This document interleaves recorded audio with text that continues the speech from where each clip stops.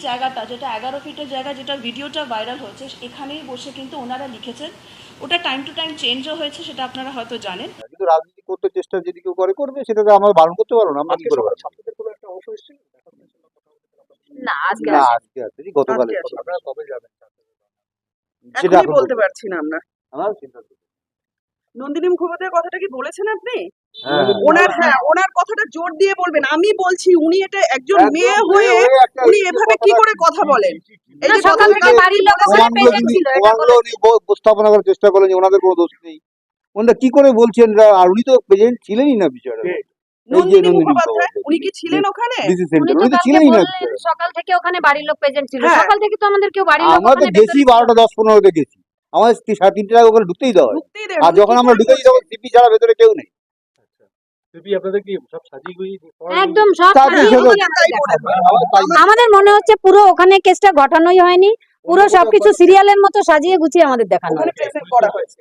হ্যাঁ, একজন পুলিশ উকিলও কে ছিল। করেছে জানি না তো আমরা। উকিলও ছিল। সেটা আমরা শান্তনু জানি, থেকে। জানি না, এখনই দেখতে এটা পাচ্ছি। কি কোনো পরিকল্পনা? আমাদের মনে হচ্ছে আমাদের মনে হয় এতদিন হয়ে গেল কেউ ধরা পড়ছে না, তাই মনে হচ্ছে এটা পরিকল্পনা মাফিকই হয়েছে। মানে বড় ষড়যন্ত্র করে এটা ঘটানো হয়েছে। তাহলে আশাটা কি কোনোভাবে নষ্ট হচ্ছে মনে হচ্ছে? না আমরা মানে এখনো এতগুলো লোক আশা রাখছি। না না। আমরা বিচার এবং আশা রাখবো যতদিন না আমি বিচার পাই ততদিন লড়বো। লড়বো আমরা। একদম। একদম। লোক কি জোর করে আগে তুলে দেওয়া হয়েছিল? না, ওটা একটু জোরাজুরি হয়েছিল আমাদের তখন এর সময় তো জোড়া মাথা ওখানে আরজি করের সামনেই হয়েছিল যা। দেখুন, আমি একটা কথা বলছি। শ্মশান ঘাটে ওরাই করেছিল, আমরা তখন আমি একটা কথা বলতে চাই। মাথাটা আমাদের কাজ করছিল না, ছিল না। তা ওরা তাড়াহুড়া করেছিল। আমরা ছিলাম।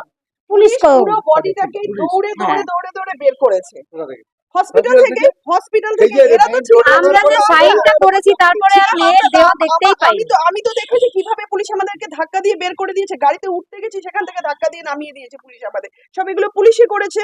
শ্মশান ঘাটে হ্যাঁ, সেখানেও পুলিশের তৎপরতা। বাড়ির লোক কেউ নেই।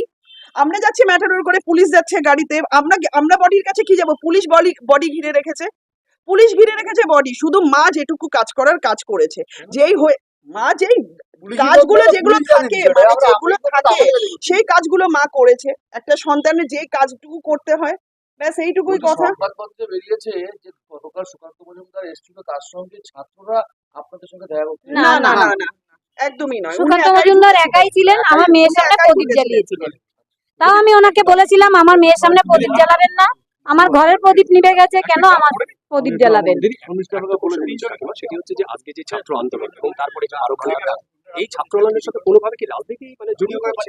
আমরা বলতে পারবো না, তবে ছাত্রদের সঙ্গে ছাত্রদের আন্দোলনে আমরা সমর্থন করি, কোনো রাজনীতিতে আমরা সমর্থন করি না।